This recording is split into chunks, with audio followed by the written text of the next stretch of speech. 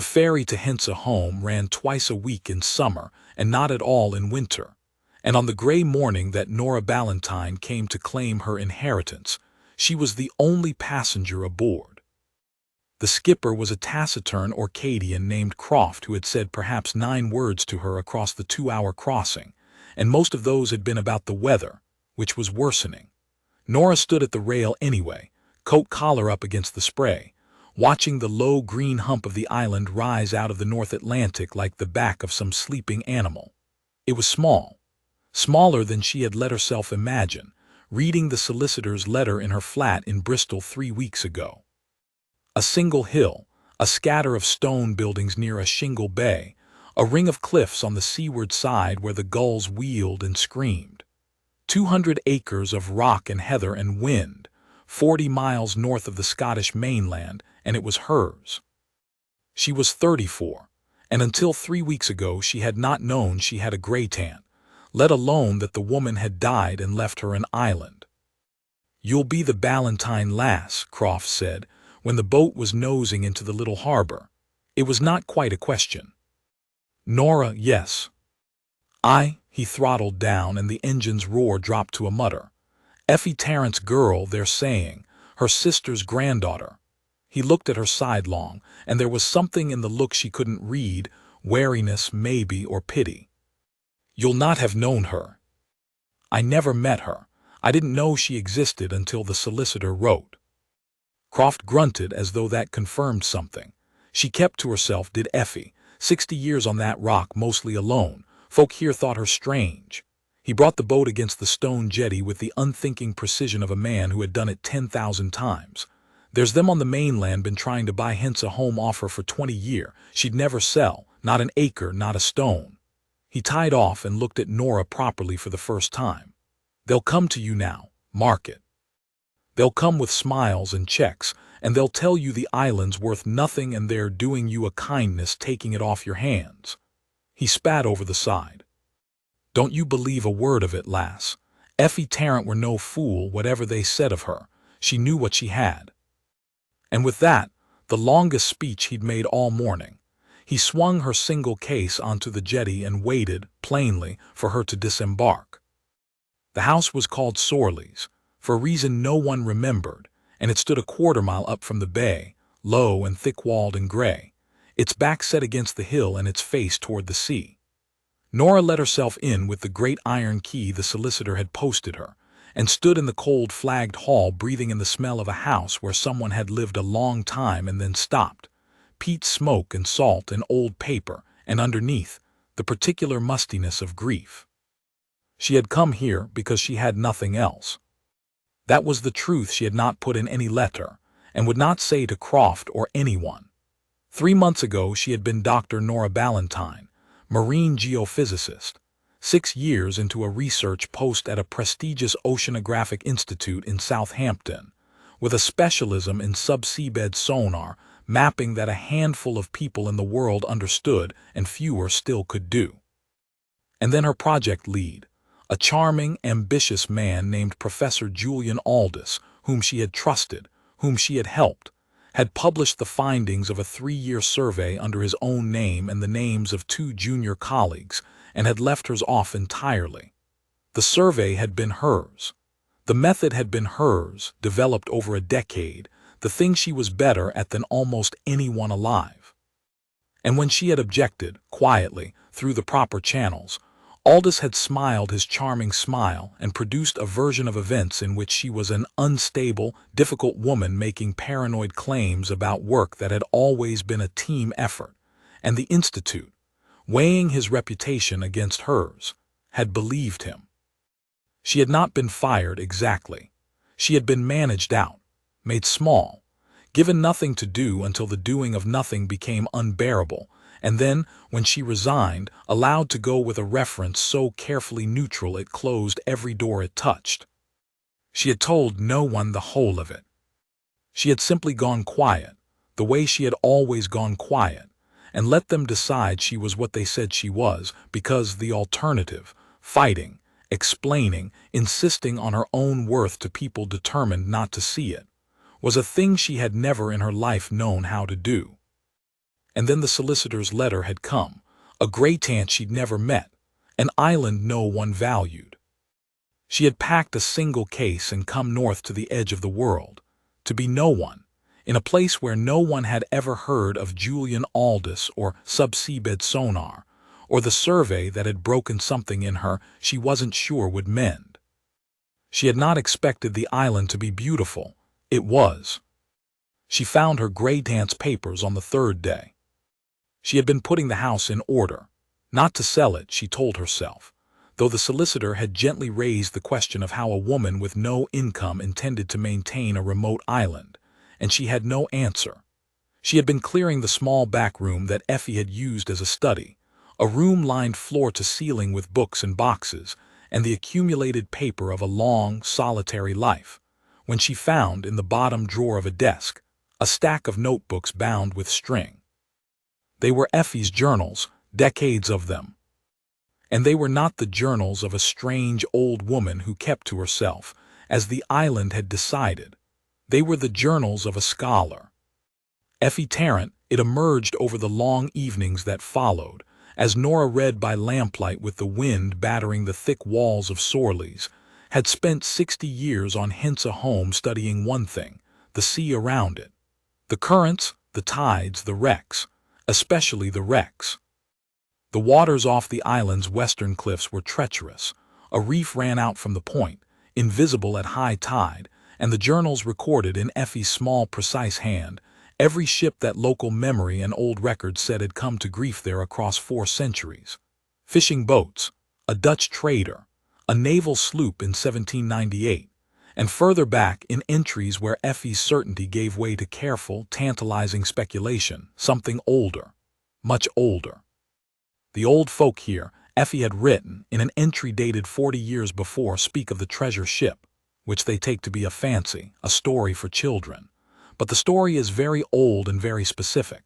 A great vessel, they say, lost off the western reef in a storm in the time before the Kirk, which is to say before the Reformation, before 1560.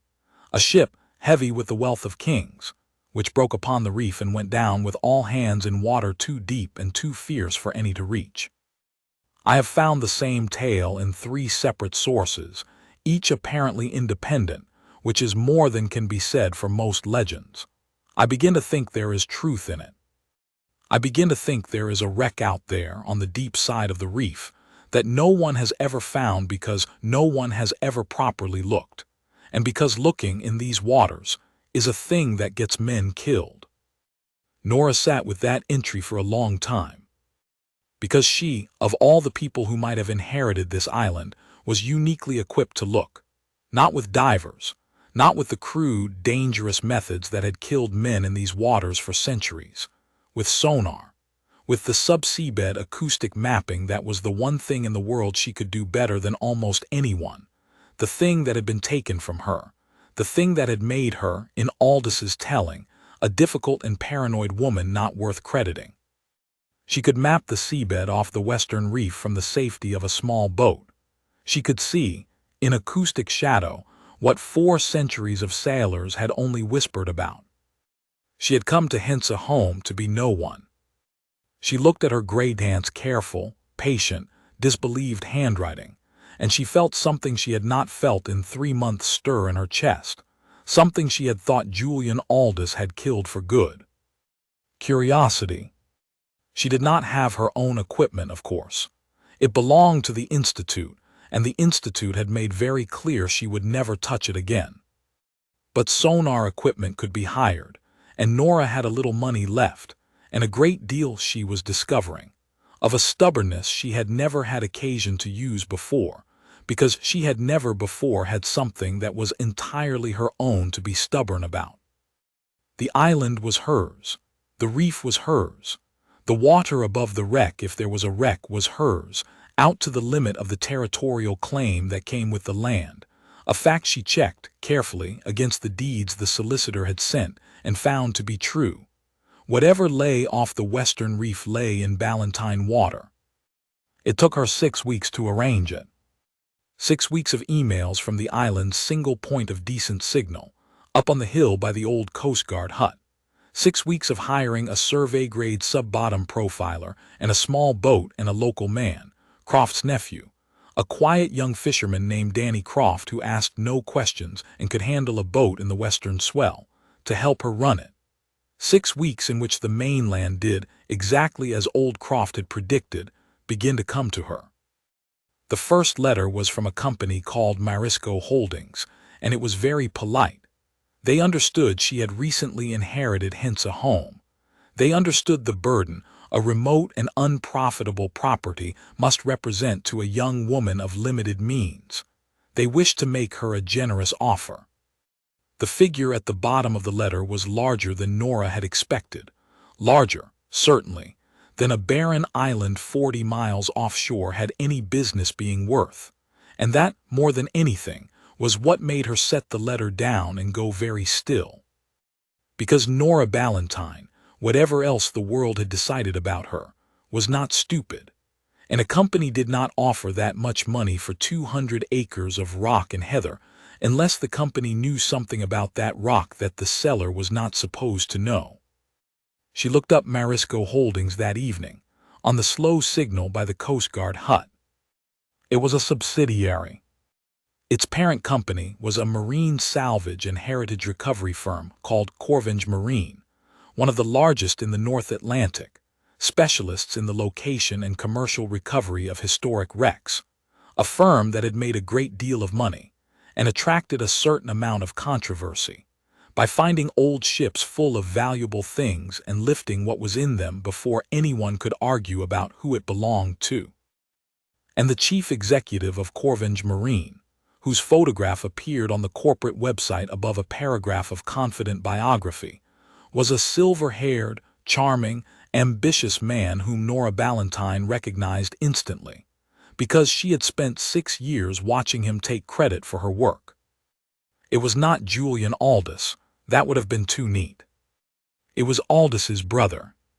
The name at the top of Corvinge Marine was Marcus Aldous, and as Nora sat frozen in the blue light of the screen, the wind rising outside the Coast Guard hut and the sea going dark below the cliffs, she understood, with the cold clarity of someone watching a pattern resolve out of noise, that the treasure ship her Greytant had spent 60 years believing in was not a secret at all. Someone else already knew it was there. Someone with a great deal of money, a fleet of salvage vessels, and a family gift for taking what belonged to quiet, capable women who no one thought to credit, was trying to buy her island out from under her before she ever thought to look beneath the water. Nora closed the laptop. Outside, 40 miles from the nearest streetlight, the stars were coming out over Hensa Holm in their thousands, and below the western cliffs the reef breathed white in the dark, guarding whatever it had guarded for 400 years. She was not going to sell. And for the first time since a charming man in Southampton had taught her exactly how little her own competence would protect her, Nora Ballantyne found that she was not afraid. She was something else, something she would need every acre of the coming weeks to become. She was ready. The survey took 9 days. They ran it in the gray mornings, when the western swell laid down enough for Danny Croft to hold the little boat steady over the deep water off the reef. Nora deployed the sub-bottom profiler herself, the towed sensor, the acoustic pulses sinking into the seabed and returning their long, patient story of what lay buried there. And she watched the returns build, line by line, on the ruggedized laptop braced against her knees, and she felt the years fall away. This was the thing she was for. Aldous had not been able to take that. He had taken the credit and the post and the reference, but he had not been able to take the fact that, when Nora Ballantyne looked at an acoustic profile of a seabed, she saw what was there the way other people saw a photograph. The sediment layers, the scour patterns, the places where something dense and wrong and man-made interrupted the natural grain of the deep. On the 6th day she found it. It lay in 41 meters of water on the deep side of the reef, exactly where 4 centuries of island memory had placed it. A long, coherent acoustic anomaly, part buried in sediment, too regular to be rock, dense with returns that meant worked timber, and in a scatter around the main mass, the hard, bright signatures of metal. A wreck. A large one, old, sitting where no salvage firm's crude drag searches would ever have quite reached it, because you needed to know precisely where to look and precisely how to look, and you needed to be very, very good. Nora sat in the swaying boat with the returns glowing on the screen and Danny Croft watching her face, and she did not say anything for a long moment. "That it?" Danny said quietly. "The treasure ship. The one my great-uncle says the old wife-eyes talk about." "That's a ship," Nora said. "On the seabed. Old, big." She traced the profile with one finger. "Whether it's the ship in the story I can't tell from this. But it's real, Danny. Your great-uncle's wife-eyes were right. There's something down there, and it's been down there a very long time." Danny let out a breath. "And it's yours. It's in your water." "It's in my water," Nora agreed. And then, because she had learned 3 months ago exactly how little the law protected a person who assumed her rights would be respected, she said, "Which means we do this properly. Every step. Documented, dated, witnessed, and reported to exactly the right people before anyone else knows a thing about it. Do you understand me? Not a word to anyone, until I've made this so official that no one can take it." Because she knew, she had known since she'd seen Marcus Aldis's photograph, that a wreck of historical importance in British waters was not, in fact, a simple matter of finders keepers. There were laws, old ones and new ones, the Protection of Wrecks Act, the Merchant Shipping Act, and the Receiver of Wreck. And if the ship was old enough and important enough, the whole apparatus of national heritage, which existed precisely to stop firms like Corvinge Marine from stripping historic wrecks of their contents and selling them into private collections before anyone could stop them. Effie Tarrant had spent 60 years believing in this wreck and never had the means to prove it. Nora had proven it in 6 days. And now the question was not whether it existed. The question was who would control what happened to it. And Nora had no intention of losing that fight the way she had lost the last one. She reported the discovery, in careful and complete form, to the Receiver of Wreck and to Historic Environment Scotland, from the Coast Guard hut, on the evening of the 6th day, with full sonar data, positions, her Greytance journals as historical corroboration, and her own credentials, which, whatever Aldis had done to her reputation inside one institute, still included a doctorate and a decade of peer-reviewed work that no charming man could unpublish. Then she waited for the storm she knew was coming. It came faster than she expected, and from a direction she should have foreseen. Marisco Holdings' polite offers stopped. In their place came a letter from a firm of solicitors acting for Corvinge Marine, and it was not polite at all. It informed Nora Ballantyne that Corvinge Marine had, for some 3 years, been conducting proprietary survey operations in the waters of the northern approaches, that the company held what it described as prior survey interest in a wreck site in the vicinity of Hensa Holm, and that any claim by Miss Ballantyne to have discovered the site was not only mistaken but potentially actionable, as it trespassed upon Corvinge's commercial research. The letter strongly advised her to cease any further activity, to refrain from communicating with heritage authorities, and to reconsider the very generous offer for the island that Marisco Holdings had extended, and that remained, for a limited time, open. It was, Nora saw at once, a lie built on a threat. Corvinge had known the wreck was probably there. That was why they'd tried to buy the island. But they had not found it because they could not find it, because finding it required exactly the skill they had assumed a difficult, discredited woman would never think to use. Now that she had found it and reported it, they were trying to rewrite history, to claim they'd been there first, to frighten her into silence, and to buy the island, and with it the legal control of the water, before the heritage authorities could act. And Nora understood, reading it, that Marcus Aldis did not know who she was. To him she was a name on a deed, an unlucky woman who'd inherited a rock and stumbled onto something too big for her. He had no idea that the marine geophysicist whose survey had located his treasure ship was the same woman his brother had destroyed in Southampton, that the two Aldous brothers had now, between them, tried to take the two things Nora Ballantyne was best at, and that she was, this time, standing on ground that was entirely her own. He would find out. But not yet, not until it would cost him most. She replied to the solicitors, through a solicitor of her own. She'd hired one on the mainland, a sharp and unfrightened woman named treacherous who specialized in maritime and heritage law and who had read Corvinge's letter with visible relish. Miss Ballantyne, the reply stated, had made a lawful discovery in her own territorial waters, had reported it in full compliance with statute, and would be cooperating fully and exclusively with Historic Environment Scotland and the receiver of Wreck. Corvinge's claim of prior survey interest was noted, and Miss Ballantyne would be delighted to see the dated survey data supporting it, data which, all parties surely understood, Corvinge did not possess, because if they had possessed it they would have found the wreck, and they had not. The line was a scalpel, and treacherous had drawn it deliberately. Show us your data or stop pretending you have any. Corvinge did not show their data. Instead, they changed tactics, and this was the phase Nora had been dreading, because it was the phase where the Aldous gift for destroying a woman's credibility came fully into play. The stories began appearing within a fortnight. A trade publication ran a piece questioning the sensational claims of an amateur who had, reportedly, located a wreck off a remote Scottish island, noting pointedly that the individual in question had recently departed a research post at a leading institute under circumstances the institute declined to discuss.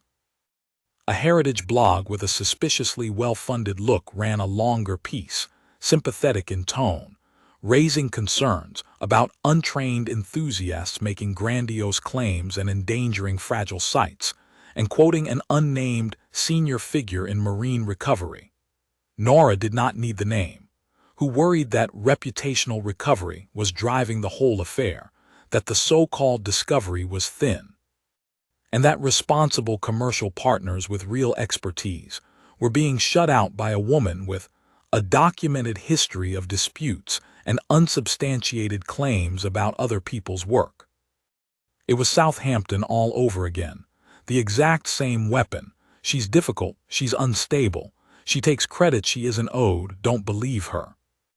The Aldous brothers had between them the same instrument, and they played it the same way, and for a few dark nights on the island, the wind screaming off the western cliffs, the signal by the Coast Guard hut too weak to fight back through, Nora felt the old thing closing over her again, the thing that whispered that they were right, that she was too small and too alone and too easily made to seem mad, that she should take Marisco's money and disappear. She sat with Effie's journals on those nights. 60 years of a woman who had been called strange, who had kept to herself, who had been dismissed by an entire island as a fanciful old spinster, and who had been right about all of it, and had died with no one believing her. Nora was not going to die uncredited, not this time, not on her own island in her own water over her own aunt's life's work. The difference between Southampton and Hensa Holm, she realized, the difference that changed everything, was that in Southampton she had fought on Aldous's ground, through his institution, by his rules, where his reputation outweighed hers and the truth was a matter of whom people chose to believe. Here, the truth was not a matter of belief. It was 41 meters down, in the cold dark off the western reef, and it was made of oak and iron, and whatever the wealth of kings had been in the time before the Kirk. It was physical. It was datable. It could be surveyed and photographed and carbon dated, and it did not care how charming Marcus Aldous was or how unstable his hired blog said Nora Ballantyne might be. She did not have to win an argument. She only had to get the right people to the wreck, and the right people, the heritage authorities, were already coming, because Nora had done the one thing the Aldous brothers never expected of the women they underestimated. She had followed the rules so exactly, so completely, and documented everything so thoroughly that there was no crack for them to widen, no procedural failure to seize on, no corner cut that could be used to void her claim. Every date, every position, every communication, time-stamped and lodged and copied to her solicitor. She had made herself, in the one arena that mattered, unassailable.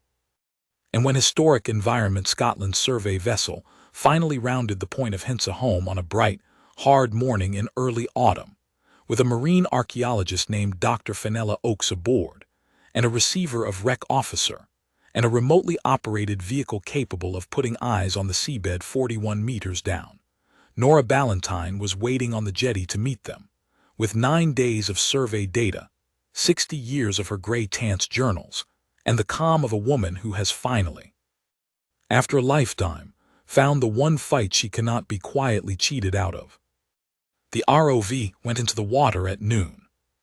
At 12:40, on the screen in the survey vessel's cramped cabin, with Nora and Dr. Oakes and the receiver's officer and Danny Croft all crowded in to watch, the machine's lights fell across the seabed off the western reef, and out of 4 centuries of silt and cold and dark, the treasure ship of Hensa Holm rose into view.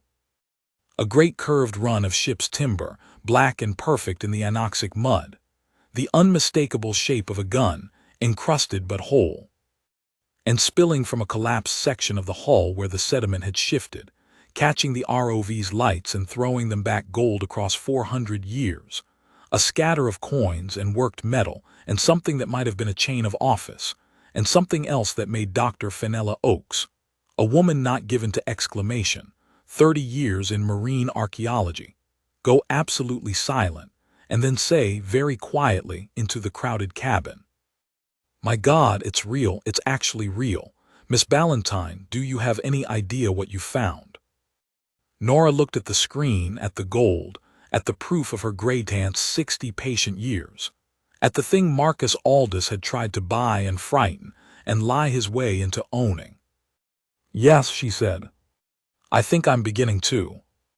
The wreck had a name within a month.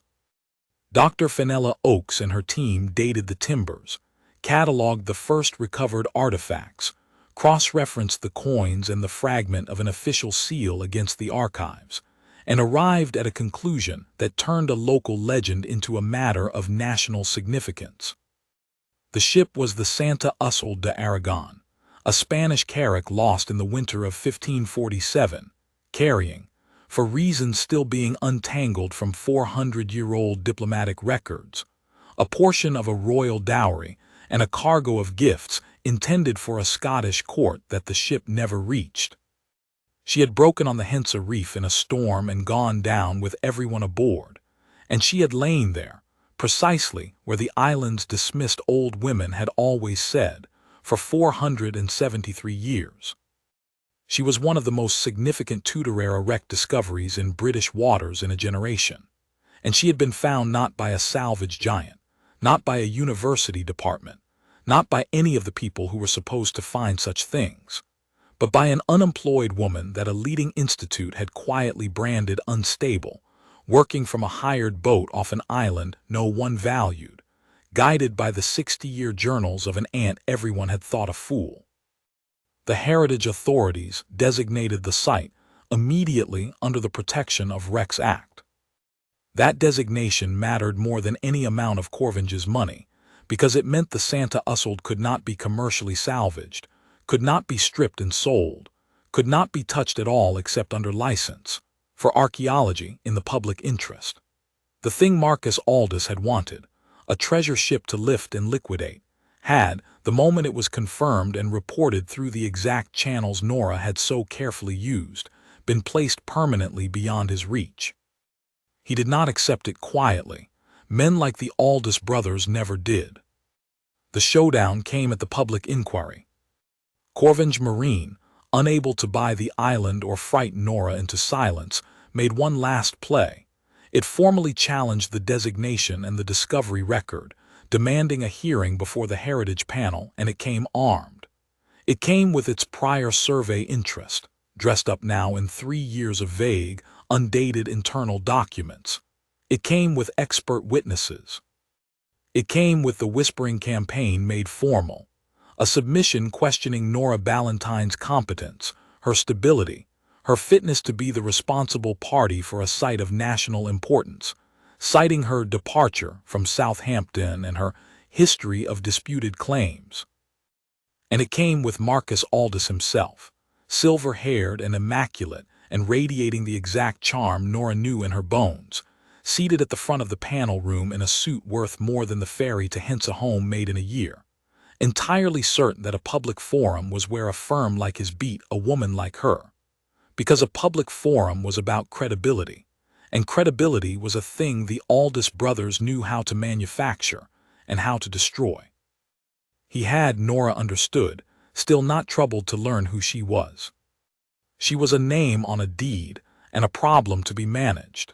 He had sent his brother's playbook against her without ever noticing he was running it against the same woman. The panel room was full, heritage officials, press, academics, the curious. Prisha Kaur sat beside Nora, calm as still water. Dr. Fenella Oakes was there to testify to the archaeology. Old Croft had come down from Hensa Holm, and Danny with him, and they sat at the back in their good clothes looking like men who had never been indoors in their lives. Corvinge went first, and they were good. Their counsel painted a careful picture. A responsible, expert firm with years of legitimate interest in the northern approaches, edged out of a site of enormous public importance by an amateur claim of dubious provenance, advanced by an individual whose own former colleagues had raised serious questions about her reliability. He was smooth. He was reasonable. He let the insinuation do the work, exactly as Julian Aldous had, and Nora watched several faces on the panel go thoughtful in a way she recognized and once would have feared. Then it was her turn. She did not defend herself. That was the thing Prisha Kaur had understood, and the thing the Aldous brothers, in all their charm, never grasped about the women they underestimated, that the quiet ones do not win by protesting their own worth. They win by making the truth impossible to look away from. Nora stood, and she did not talk about her reputation or Southampton or the Whispering campaign. She talked about the seabed. She put her survey data on the screen, 9 days of it, time-stamped, complete, and she walked the panel through it line by line, the acoustic returns, the sediment profiles, the exact signature of a 400-year-old carrack part buried in the deep off the western reef, explained with a fluency and precision that filled the room with a slowly dawning silence. She showed them her Greytance journals, 60 years of patient, disbelieved scholarship, the 3 independent historical sources, the careful reasoning that had located the legend in real water. She showed the discovery report, lodged with the receiver of Wreck before Corvinge had made a single move, dated and sealed and unanswerable. And then mildly, almost gently, she turned to Corvinge's prior survey interest. Corvinge Marine claims to have known this wreck was here for 3 years, she said. I'd like to see their data, not their memos, their data. The sonar returns, the survey lines, the seabed profiles that a firm conducting genuine survey operations would necessarily have generated. She looked, for the first time, directly at Marcus Aldous. Because I have located this wreck to the meter. If Corvinge had truly surveyed this site, they could do the same. They can't. They never found it. They knew the legend. Everyone with a chart of these waters knew the legend, and they tried to buy the island so that whatever was here would be theirs before anyone competent thought to look. When I looked and found it and reported it, they invented 3 years of interest to take it from me. There is no data. There was never any data. There is only a company that assumed the woman who inherited the island would be too small to stop them. The room was very quiet. I know that assumption well, Nora said. I've met it before. In fact, and here she allowed herself, finally, the one thing she had held back through all of it, I've met this exact playbook before. The vague claims, the invented priority, the quiet suggestion that the woman is unstable, is difficult, can't be trusted, so that no one troubles to check whether she's simply right. I know it very well, Mr. Aldous, because your brother Julian used it on me 3 years ago in Southampton to take a survey I had spent a decade developing and publish it under his own name. The Institute believed him. It cost me my career." She paused. "I don't imagine you knew that. I don't imagine you troubled to find out who I was. Why would you? I was only the woman with the worthless island." Marcus Aldous had gone the color of ash. "But here is the thing your family has never understood," Nora went on, and her voice did not rise. It did not need to. "You can take credit from a woman inside an institution, where the truth is whatever the powerful decide it is. You cannot take a shipwreck.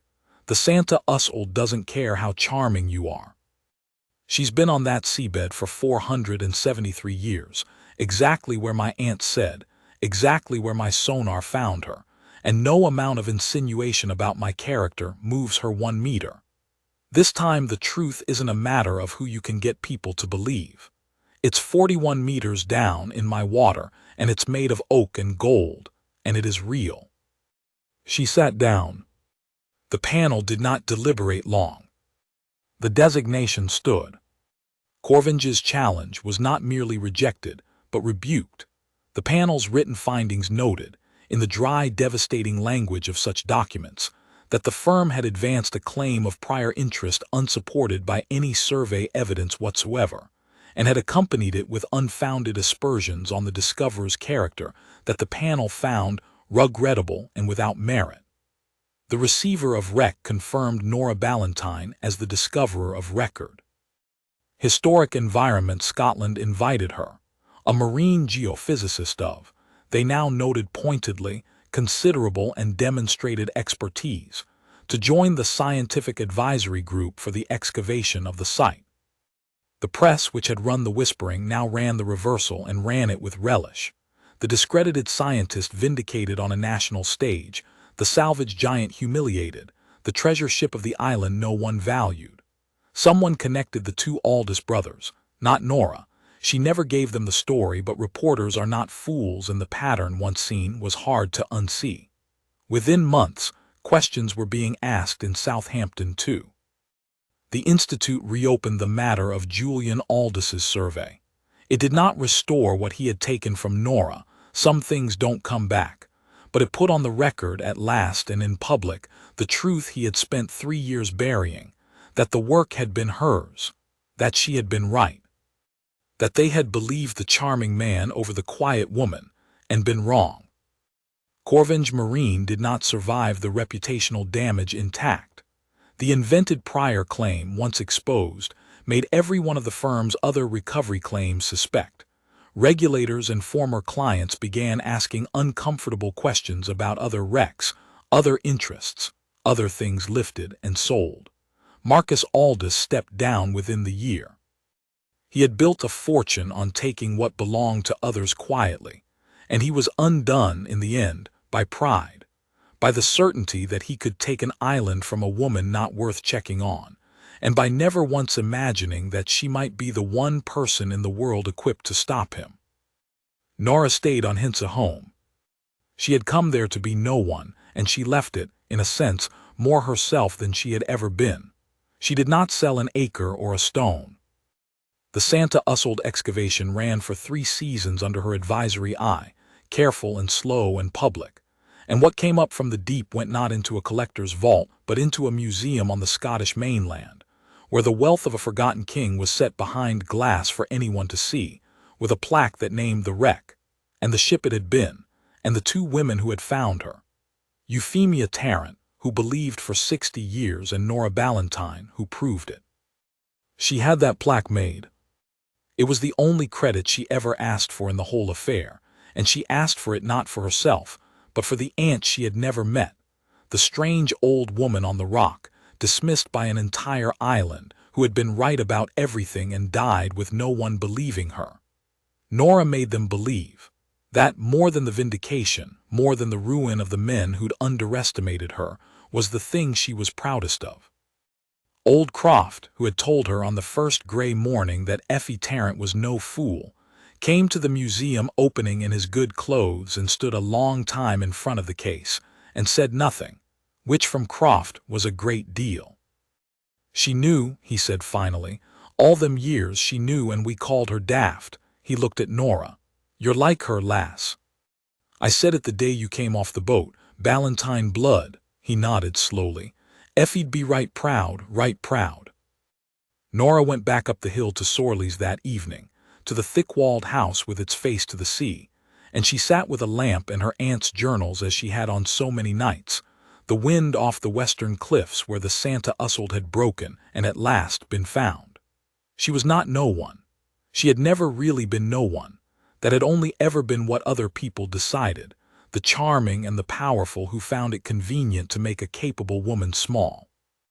The island had taught her the thing Southampton never could, that your worth is not a verdict handed down by the people with the loudest voices and the most to gain. It is a fact, like a wreck on a seabed, that exists whether or not anyone believes in it, and that the right kind of patience and the right kind of work will bring up into the light in the end. They had all judged her completely wrong.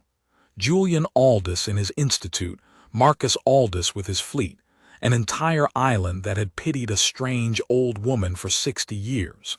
They had looked at the quiet Ballantyne women and seen nothing worth crediting. And all along, on a rock no one valued, in water no one dared, they had been the ones who knew where the treasure was.